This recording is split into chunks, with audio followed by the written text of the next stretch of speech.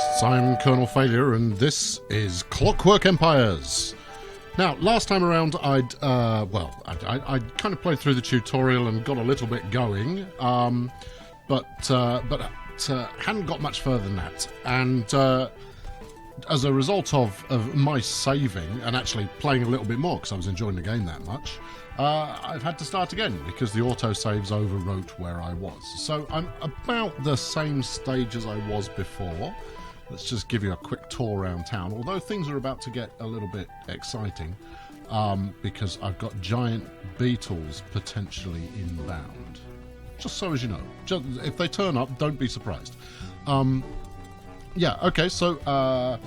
we've got ourselves a carpentry workshop here, and that's properly assigned. And then over here we've got a kitchen set up and fields that are feeding that food.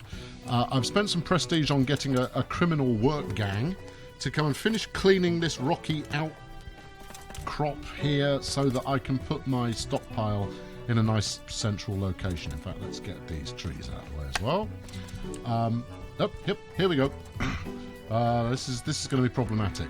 Now, this chap here, I'd received a letter to say that actually he was an aristocrat and therefore useless. I need to build him a nice big house, and that will do. Yeah, they're destroying all my wheat. So there you go, giant beetles destroying all my wheat. Meanwhile, there's my army, just kind of. Let's kill it. Come on, where are you, Neville? You should have a shooter. There you go, take him down. Yeah, brilliant. Oh, I see, and he's eating. There you go. Yeah, take him out. All right. So yes, beetles are somewhat discouraging my people at the moment. And you know, actually, we came out of that okay. Although we did lose the entire wheat crop, which is a little upsetting. And we've got these little scavengy, horrible bugs floating around. But there you go. There you go. My hardy civilians are stomping on them accordingly. Right, okay, so where are we? We're in day 5. We've got 14 citizens at the moment, 9 of which are permanent. We've obviously got 5 who are convicts who've shown up to lend a hand. And I've acquired them by using my prestige points that you earn simply by surviving. Although I have previously found a way of losing them. I'll call that out when we get to it. Yes, we're okay. And actually, I'm going to get the kitchen onto. Can we make cook beetle steak? Yeah, all right. Yeah, we'll cook beetle steak. So basically, with the workshops here, you set them up to get rolling, and I prefer to set. Hold on, let's give this to Mr. Steel Rivet here. You set them up in such a way that you can set minimums. So I want a minimum of all sorts of different foodstuffs at any one time. The thinking being that my owner of this shop will keep me stocked up. Now I'm still waiting for this boulder to get done. As soon as it's done. We'll be in a position to actually get the stockyard down, which is going to be incredibly useful because that will allow us to kind of see at a glance, how we're doing for the various different supplies. As you can see, we've got the bunkhouse underway. Not so good on cloth at the moment, and I've only got. Let's bring up the crews. So I've assigned Mrs. Boothhook here. To be my construction chief. She hasn't got any staff right now, but it's allowing her to crack on, and I'm not overextending in terms of the number of construction jobs I'm queuing up. Look at that, some actual cabbage soup, and he's going to eat that himself. Yeah, there you go. Meanwhile, Mrs. Boothstrap here, she's working farming, and my first new arrivals were set up to help her because extra colonists working the fields is all important. Right, send me some more colonists. Now, when you accept colonists on a daily basis, what you tend to get is they will be assigned to the smallest groups, or the work crews who have the fewest people in there. So let's get you disabled construction jobs for you. Get rid of the worker. I'll give you a job to do. Don't worry about it. Same with you. Don't want you doing construction, and you don't get a bonus worker yet. I will put one in the military. And who else should we? So there we go. Let's.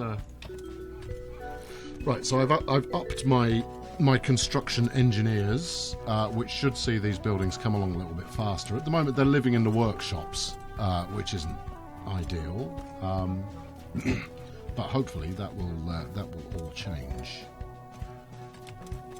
That will all change. So we've still got these beetle stakes kicking around, with a couple of ovens in place here. I think I've got another one. Here we go. Yeah, we've got two ovens in the kitchen. We should start to see those beetle steaks getting cooked.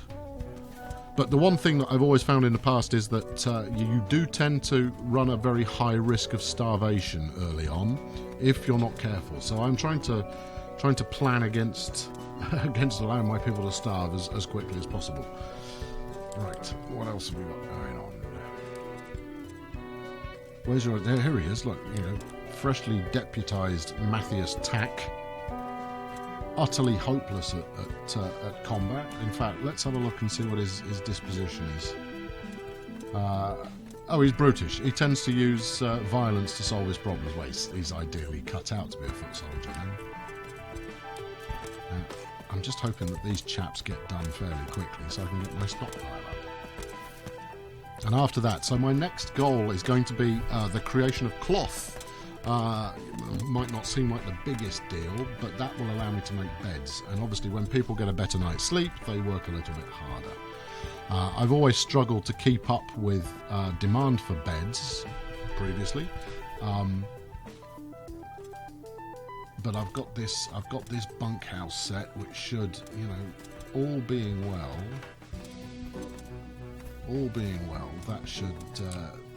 that should be enough for people to cope with initially. Yeah, a bit more cabbage stew. Splendid. Hello, Miss Pendlebrawn. Seems to be jolly cheerful today. What's going on with you? No. Oh, hold on. What have we got going on here? Hey, we found some extra supplies. That's good. And we've got bandits. So bandits can cause an awful lot of problems. They are likely to come and raid my kind of starting town at any point. So I'm going to keep increasing the size of my military. I've assigned them more jobs than it does by default. So by default it just says, just to set a rally point. In fact, I'm going to set a rally point. Let's put it there. But I've also got these guys on foraging, hunting, and hauling. I'm not. They might be the military, but they can help move stuff around. Right, we must be nearly done. Must be nearly done. Come on, Labour is going to, help rehabilitate you so that you're ready to go back into society as an improved individual. Go on, you done? No, still needs a little bit more smacking, that one. So yeah, the lack of a go fast button, as much as it's awkward because you have to hang around and wait for stuff to happen, it's actually kind of cool in that it allows you to just take the time to smell the roses or smell the beetle corpses, as the case may be. That's not so bad. That's not so bad. You can't really accelerate the number of immigrants you have, but you don't want too many immigrants early on because doing so means that you simply don't have a choice. They don't have an option to feed them properly, and you end up running out of food, and people starve, and so forth. So while I was playing through off the back of the introduction last time round, I did have a couple of people starve. Somebody took to cannibalism. The fish people attacked. Oh, hello. Oh, we're done. Awesome. Right, so what do I want here? I think we will have a skilled artisan, please. So a skilled artisan is the formation of a new work crew. Fundamentally, so that's straightforward.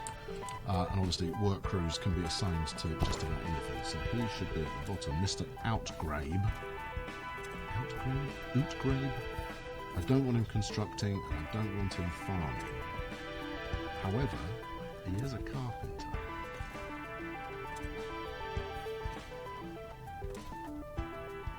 Oh, have I just hired him for 3 days, maybe? Yes. Bandit raid. No. Do we want to allow them to raid us? At the moment, yes. I'm going to let them take the money. I know it's a cowardly thing to do.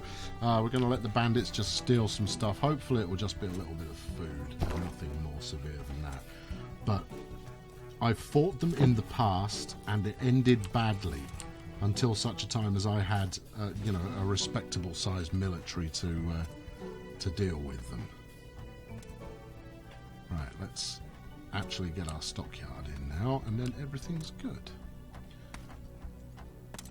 Can I get rid of this icon at all? No? There's nothing left for you to... What was that? I'm guessing, or at least I'm hoping, that was someone falling asleep. That's an actual bed.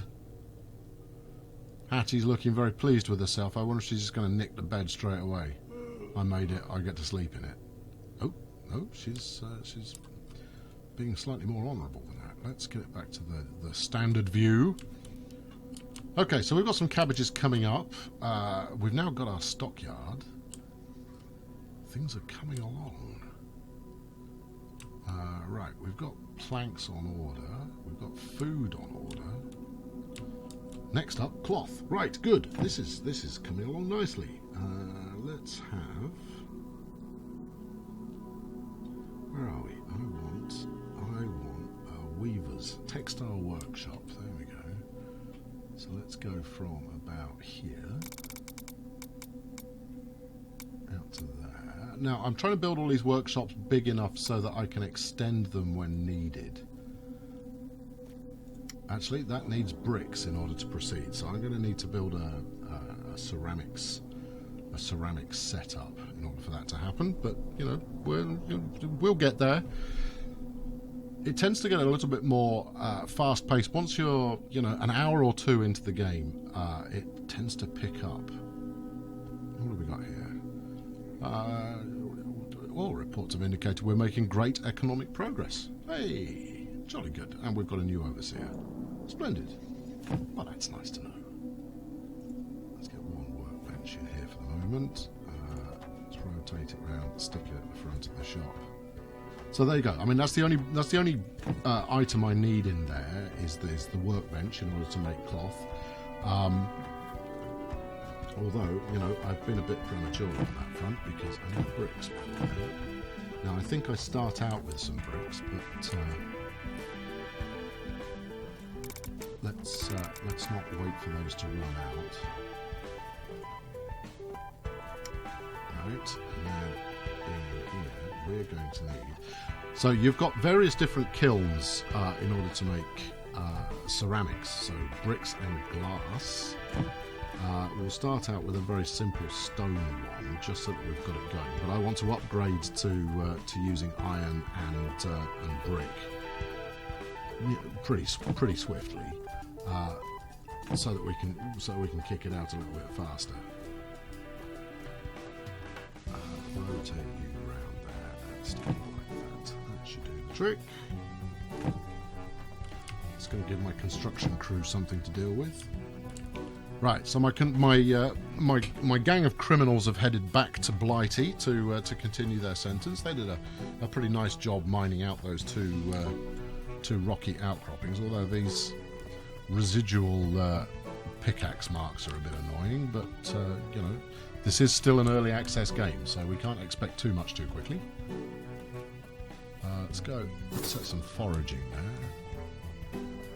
Some sinister mushrooms. And I'm certain those mushrooms are going to do no harm. I'm very confident that they're certainly not of a hallucinogenic nature. That said, it doesn't say whether they are or aren't hallucinogenic in nature, so, we'll find out. Let's clear that green grass, and then let's clear that sapling as well.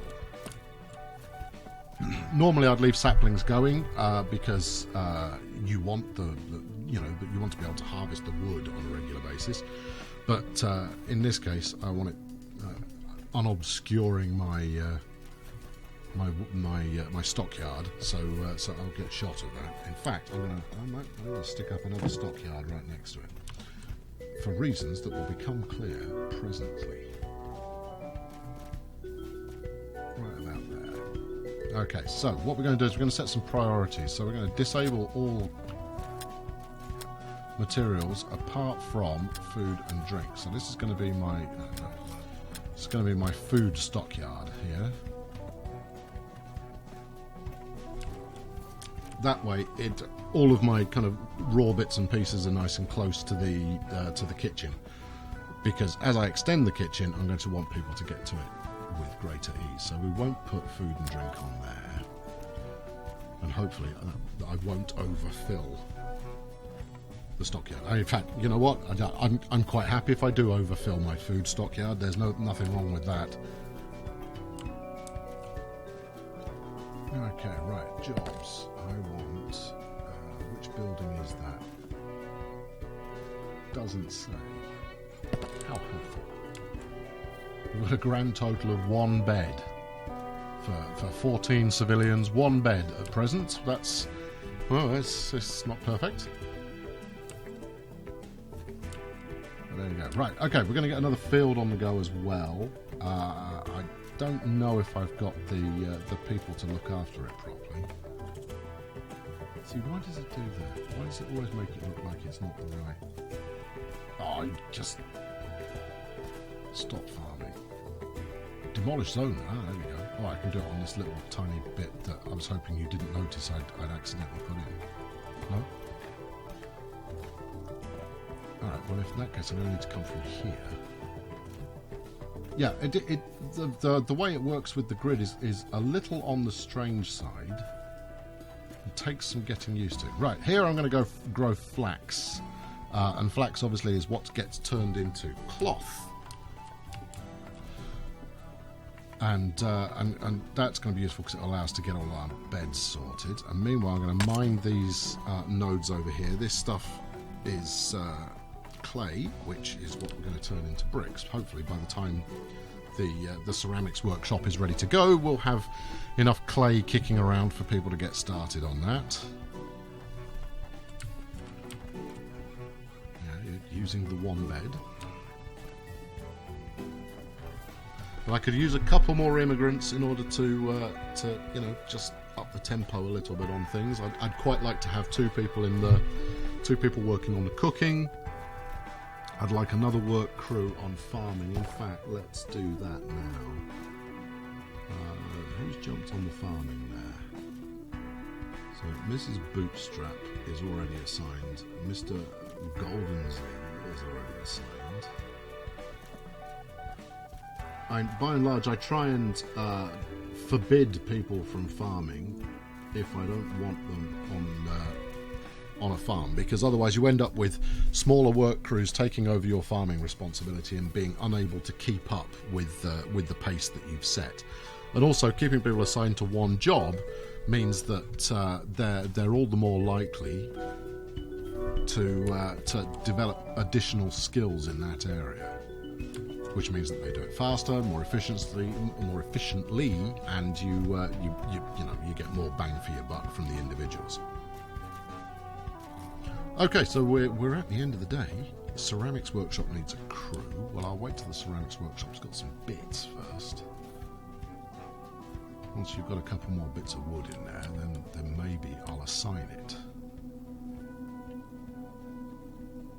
What's this chap doing? Is he having a bit of a pray before bed? Well, that's very good. You know, he's a devout kind of a man. Let's see what he's. No, we can't see what he's about while he's asleep. Okay, fine. All right. Well, since we're at the end of the day, I think we'll wrap it up there. This is going to move along at a fairly leisurely pace. You know, there is no way to make things go any faster, so you know that option isn't open to us. But you know, hopefully it's entertaining nonetheless. Leave a couple of comments. Let me know what you think. I'm going to try and build up my military so that next time the bandits turn up, we can show them what for. Thanks very much for watching today. I've been Colonel Failure. Please subscribe if you haven't done so already, and I'll catch up with you for more of this empire building shenanigery in the near future. Thanks for watching. Cheerio.